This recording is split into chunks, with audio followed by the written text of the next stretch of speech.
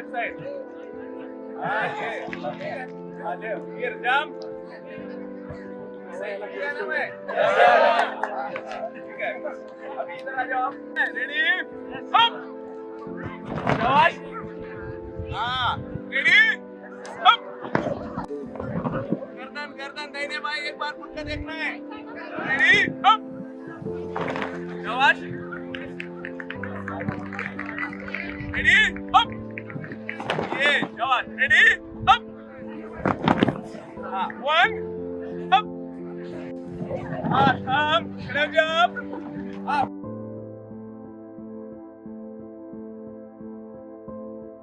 मैं ये माइक हाथ में पकड़ रखा हूँ और ऐसे करके मुट्ठी बंद करूंगा तो क्या ये पूरी मुट्ठी बंद होगी? बीच में ये ऑब्जेक्ट है ना, उसी तरह इस कांटा या मधुमक्खी का डंक चुभा हुआ है तो जो भी हमारी शरीर कवर करेगी तो उतनी सी स्पेस छूट जाएगी और फिर लास्ट में क्या होगा, वहां पस बनेगा। सांप जब काटता है जी। तो ऐसे कान में जब पलटी मारता है उल्टा हो जाता है, तो उसका जो जहर है वो अपने शरीर में मिल जाता है। उसके पहले अगर हम उसको निकाल दें तो जहर नहीं जाता, ऐसा मारा जाता है क्या? ऐसा? हाँ बिल्कुल, इसके पीछे एक रीजन है। देखिए, सर्प जब काटता है ना, ऐसे करके वो डंक मारता है। डंक मारता है, यहाँ गर्दन के पास उसकी एक थैली होती है जो जहर की थैली होती है, तो उसको वो दबाता है। ऐसे दबाने के बाद फिर क्या करेगा, वो ऐसे करके गिरता है। ठीक, तो मारते ही उसने गर्दन को अपने मरोड़ा नहीं, जब तक उससे पहले ही आपने पकड़ लिया, इसका मतलब जहर उसने इंजेक्ट नहीं किया है। लेकिन ऐसा नहीं है कि उसने जहर को इंजेक्ट कर दिया और अब पलटी मारने के कगार में है, छोड़ने के कगार में है, तब आपने पकड़ा तो इंजेक्ट नहीं हुआ होगा, तब तो लग जाएगा जहर। कुल मिला के उसके टच करते ही आपने तुरंत पकड़ लिया, उसके गले की थैली दबने नहीं पाई, तो जहर इंजेक्ट नहीं होगा। बाकी ऐसा नहीं है कि वो पलटी नहीं मारा तो बच जाएंगे। पीछे वाली पलटी ऐसा कर जाता है। समझ गया मैं, वो ऐसा कर जाता है, वो इसीलिए करता है कि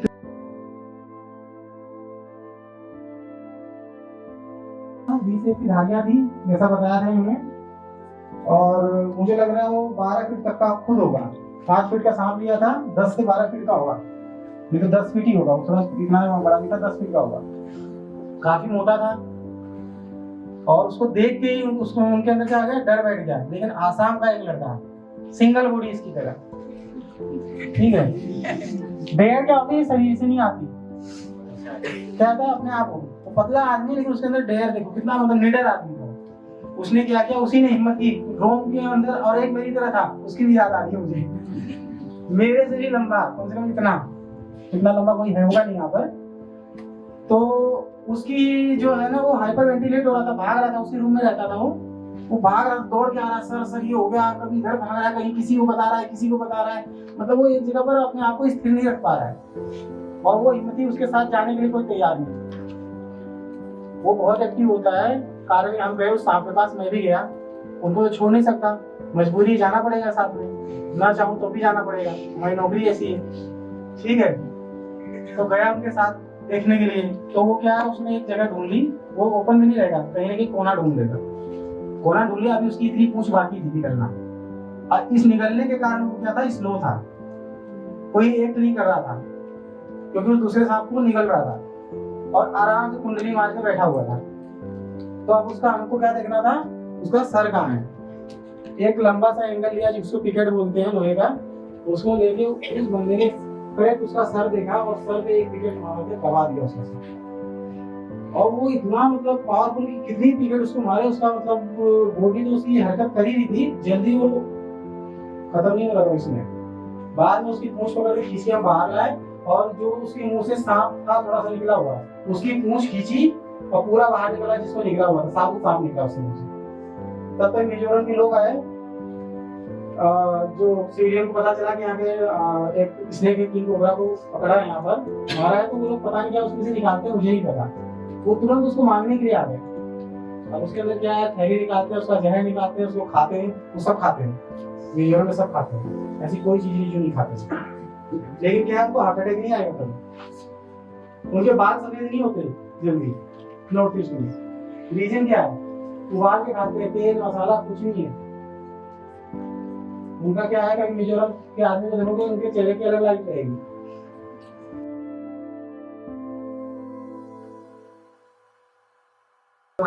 तो बरोबर, तर ह्या गोष्टीचा नक्की विचार करायचा आहे. आता यानंतर तुमचे काहीतरी डाऊट असण्याचे भरपूर चान्सेस आहेत.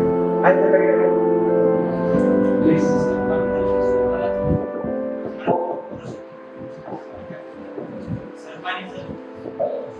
सरपाणी जर स्वतःला जाऊन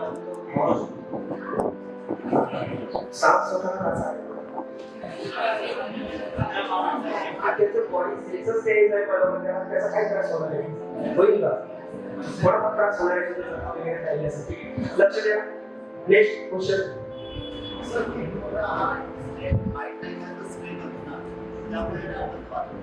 स्प्रे करणार विष. आता जे विष स्प्रे करणारे साप आहे, उठणारे साप आहे, हे भारत देशात सापडत नाही, म्हणून या पीपीटीमध्ये तुम्हाला ते शिकवलेले नाही. त्या स्प्रे करणारे पण आहेत, डोळ्यावर स्प्रे करतात विष आणि डोळे वगैरे दिसायला आपल्याला अंधेरपणा येतो किंवा डोळे जाऊ शकतात त्यामुळे, किंवा उडणारे पण साप आहेत ते भारतात सापडत नाही, म्हणून त्या गोष्टीचं या पीपीटीमध्ये एंट्री केलेली नाही. दुसरा काय क्वेश्चन असेल? हा आपण बोलतो तर प्रश्न सापाला कोणत्या डॉक्टरकडे, क्वालिफाईड डॉक्टरकडे घेऊन जायचं आहे, बरोबर आहे. आता तुम्हाला हे गोष्ट माहिती पाहिजे जे अँटीव्हिरल सेरम आहे ते तुम्हाला सरकारी दवाखान्यातच मिळणार, म्हणून असा जो सिस्टीम आहे त्याला काय करायचं, सरकारी दवाखान्यात घेऊन जायचं. सरकारी दवाखान्यातला कोणताही डॉक्टर अँटीव्हिरल सेरम त्याला देऊ शकतो आणि त्याद्वारे त्याचा जो हे सिम्पटम्स आहेत ते सिम्पटम्स कमी करून त्या व्यवस्थित करू शकतो. सरकारी दवाखान्यात घेऊन जायचंय, बरोबर.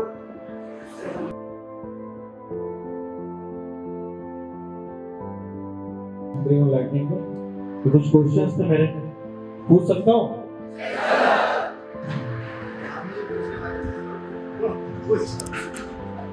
ठीक है, वो है ही है, क्वेश्चन पूछ सकते बाद में आप. थोड़ा सा इसको एलेबोरेट करते हैं, थोड़ा सा शॉर्ट में हो गया. चीजें एक्चुअली ये है कि थंडरिंग क्यों होती है?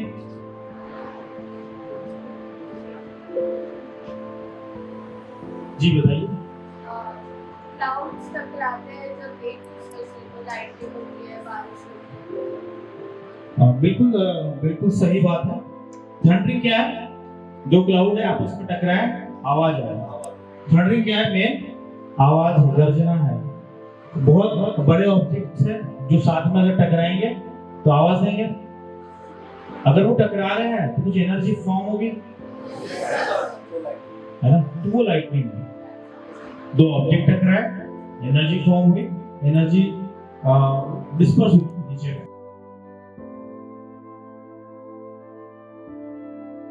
भाई अपने फादर के पवार से उन्होंने बोला कि मध्य साहब और ये जगह है ना, यहाँ पर अचानक पानी भर जाता है, तो चलो हम वहाँ पे पानी भरा हुआ था और एक पुल था, पुल के ऊपर भी इतना पानी था, लेकिन जो गरीब मजदूर होते हैं उनको तो काम करना पड़ता है ना, फैक्ट्री में काम करने जाना है.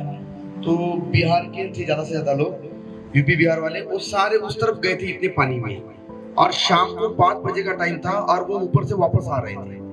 तो हम लोग उसी समय वहां पे रैकी करने के लिए गए, तो हमने 2 बोट उस पानी में उतार दी. मतलब नाला, घर सब एक. रास्ता जो था, रास्ते पे हमारी नाव चल रही थी, रास्ते के ऊपर इतने इतने ऊंचे घर, और उसके हम एकदम दरवाजे पे जा रहे हैं.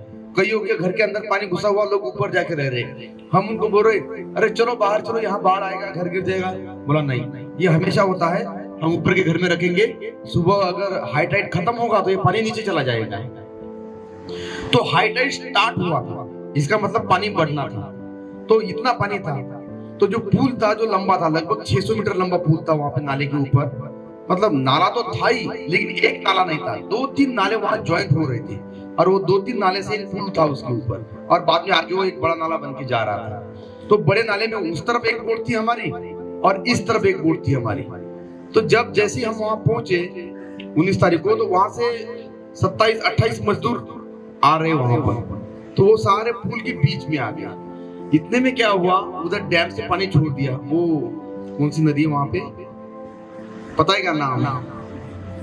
नहीं, पालघर में, पालघर वाले है क्या कोई इसमें? मैं नाम भूल गया उस नदी का. तो उस नदी के उधर डैम से पानी छोड़ दिया, ज्यादा ओवरफ्लो हो गया था. तो वो उसी टाइम पे वो डैम का फ्लो बहुत तेजी से आता है ना वहाँ पे, ऐसे लाट की तरह। तो इतना जो पानी था वो 5 मिनट में इतना होगा, और अब पानी आराम से, तो सब लोग ऐसे ऐसे जा रहे हैं वहाँ पे। अब पानी यहाँ से यहाँ आ गया, यहाँ से यहाँ आ गया, और वो मजदूर निकल रहे हैं, अपने बच्चों को गोद पे ले रहे हैं, ऐसे कर रहे हैं, और हम देख रहे हैं ये लोग निकल रहे हैं। तो हम लोग भी अलर्ट हो गए। हमने क्या किया, इधर की बोट हमारी जो थी तुरंत उधर से लेके उस तरफ ले गए, और हम सीधा पुलिया के नीचे आ गए, और तब तक पानी यहाँ तक पहुंच गया। सारे के सारे लोग उसके इसमें धड़ाम से नाले में गिर गए। अब नाला मुंबई वाला नाला है, बहुत खराब पानी है, पता नहीं गंदगी का कैसा पानी है। अब हमको लगा वो निकल जाएंगे, तब तक हम तो रेडी थे, और जैसे वो गिर गए, फिर हमारे जो रेस्क्यूअर्स थे उन्होंने फटाफट जैकेट पहने हुए थे और अपने लाइफ बॉय लेकर जंप मार दिया, और जो लोगों का झुंड नीचे गिरा था सबसे पहले उनको 4-4 आदमियों को एक-एक लाइफ बॉय पकड़ा दिया। लाइफ बॉय पकड़ने के बाद मतलब जो बच्चे थे उनको हमने लाइफ बॉय पकड़ा दिया, बच्चों ने लाइफ बॉय पकड़ लिया, लाइफ बॉय डूबने नहीं देता उनको, और जो लेडीज थी उनको पकड़ के बोट को पकड़ा दिया। फिर जो बोट वाले लोग थे उन्होंने उनको ऊपर खींच लिया, और 2-4 लोग उसमें तैरने वाले भी थे, तो उन्होंने भी हमारा हेल्प किया। और जो भी जितने लोग गिर गए थे 28 लोग, उसमें से 4 तैरने वाले थे, तो उन्होंने उन बाकी 24 लोगों को सबको हमारे साथ मिलके हमने उनको बोट पे ला दिया। अब बोट पे एक टाइम पे सिर्फ हम 8 ही लोग ले जा सकते हैं, तो हम ये 24 लोगों को कैसे ले जाओ? ऊपर से बोट में 4-4 लोग हम और थे।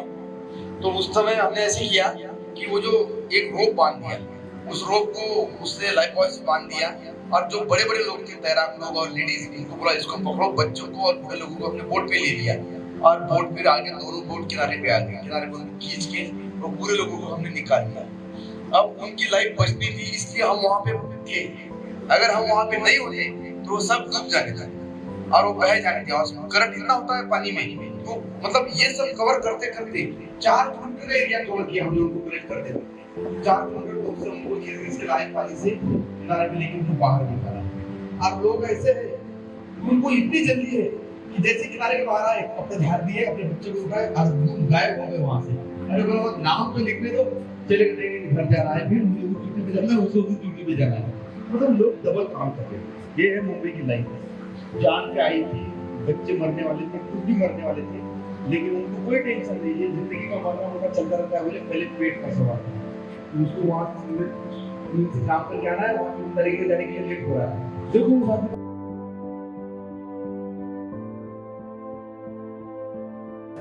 हम देखेंगे बिजली का नियम जब आकाश बादलों के अंदर या बादल और धरती के बीच में चार्ज इकट्ठा होता है, तो ये शैल विद्युत डिस्चार्ज के रूप में बाहर आता है, इसे बिजली कहते हैं। क्लियर है? दोनों में तो उसमें भी अलग अलग प्रकार की, अगर बात करते हैं चमक, बिजली की तेज चमक किस समय उत्पन्न होती है? जब ये तार आपस में टकराते हैं और वातावरण में एक बड़ी बिजली उत्पन्न करते हैं। ये चमक बेहद तेज और अचानक होती है, कोई जरूरी सोच समझ के होती है, वो सोच समझ के नहीं होता, वो अचानक साइमल्टेनियसली होता है। तो उस तरह से उसमें भी अलग अलग प्रकार है। बादल से बादल के बीच में होती है, क्या होती है? दो बादल है इसके बीच में होगी, बादल से धरती के बीच में भी होती है। क्लियर है? दो बादल है, उसका प्लस इसका माइनस, दोनों के अगर चार्ज एक दूसरे से बोलते हैं ना, बादल टकराए तो गड़गड़ाहट की आवाज आती है, तो एक स्पार्क और एक चमक पैदा होती है उसमें। प्लस और बादल के अंदर भी चार्ज प्लस और माइनस होते हैं, इसके बीच में भी होती है। तो कितने प्रकार से हो गई ये? 3 प्रकार से। सबसे खतरनाक प्रकार बिजली वही है जो बादल के सीधे धरती पर गिरती है, जिससे जीवन और संपत्ति का नुकसान हो सकता है। तो कौन सी सबसे खतरनाक कौन सी है? जो डायरेक्ट बादल से जो नीचे बिजली, क्योंकि वो क्या करती है, तो नजदीक का स्रोत ढूंढती है, वो मैं तुरंत अर्थ चाहिए, मुझे क्या चाहिए? अर्थ चाहिए, मैं तुरंत उसमें नीचे चला जाता हूं, है ना? तो सबसे आपने देखा होगा कोई पेड़ होता है ना, गीला पेड़ हो, लंबा ऊंचा तना, कोई भी ऊंची चीज हो, तो उसमें गिर के अपना चार्ज उसको देना चाहते हैं। तो अगर ऐसे ऊंचाई के क्षेत्र में अगर कोई व्यक्ति हो, आपने देखा होगा बड़ी बिल्डिंग पानी की टंकी होती, देखा है ना आपने, उसमें एक तड़ी चालक लगाया देखा होगा, देखा है? एक कॉपर का एक नहीं अलग से लगा होता है, अर्थ बोलते हैं ना हम उसको, और उसको अर्थ में जमीन में दिया जाता है, क्योंकि वाटर भी ऊपर है, हो सकता है कि अगर बिजली गिरे तो वो उसको भी गिरा सकता है। इसलिए बड़ी बिल्डिंगों में जो ऊंची वाली चीज होती है ना, टावर बड़े, उसमें तड़ी चालक लगाया जाता है। क्या बोलते हैं उसको? तड़ी चालक। तो वो बड़ी बिल्डिंग में पक्का लगाया जाता है। देखो सरकारी गवर्नमेंट की जितनी बिल्डिंग भी, प्राइवेट में भले हम नहीं लगाते हो, हम सब लगाते हैं। जैसे हमारे अगर बात करते हैं हम जो सोलर पैनल वगैरह भी लगाते हैं, देखा आपने विद्युत, उसमें भी लगाते हैं, क्योंकि अगर उसमें भी नहीं लगाया जाए तो वो वो जो सिस्टम, इलेक्ट्रॉनिक सिस्टम, कोई बिजली वहां गिरती है तो उसको भी वो VFD लगा हो या DC करंट का जो होता है ना उसका सर्किट के लिए पूरा करने के लिए वेरिएशन फ्रीक्वेंसी डायोड बोलते हैं उसको, तो उसको भी जला सकता है इसको इक्विपमेंट, इसलिए उसको लगाया जाता है। क्लियर?